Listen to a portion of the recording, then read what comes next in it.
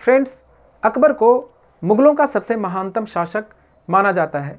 अकबर ने 1556 ईस्वी से लेकर के 1605 ईस्वी तक करीब करीब 49 वर्षों तक शासन किया था। अकबर के 5 पुत्र थे। अकबर के 2 पुत्र हसन और हुसैन की मृत्यु बचपन में ही हो गई थी।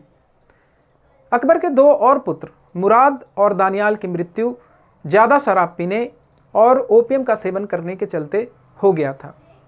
अकबर का एक ही पुत्र बचा हुआ था और वो था सलीम, जिसे कि हम जहांगीर के नाम से जानते हैं। जहांगीर को भी शराब पीने की और ओपियम का सेवन करने की लत थी और इस कारण से अकबर जहांगीर को भी बहुत ज़्यादा पसंद नहीं करता था।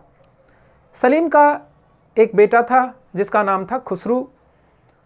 खुसरू अकबर का बहुत ही प्रिय था और ऐसी अफवाह थी कि अकबर खुसरू को सत्ता सौंपना चाहता था।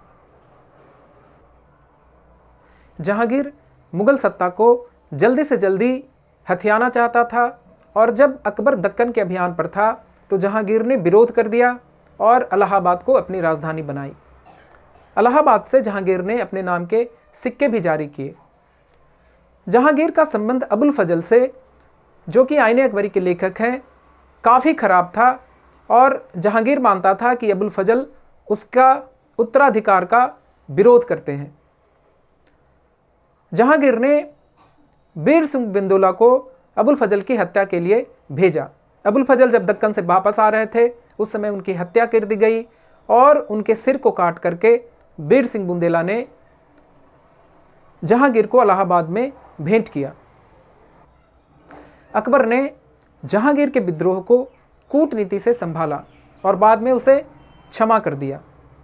1605 ईस्वी में अकबर की मृत्यु हो गई और उसके बाद जहांगीर अकबर का उत्तराधिकारी बना।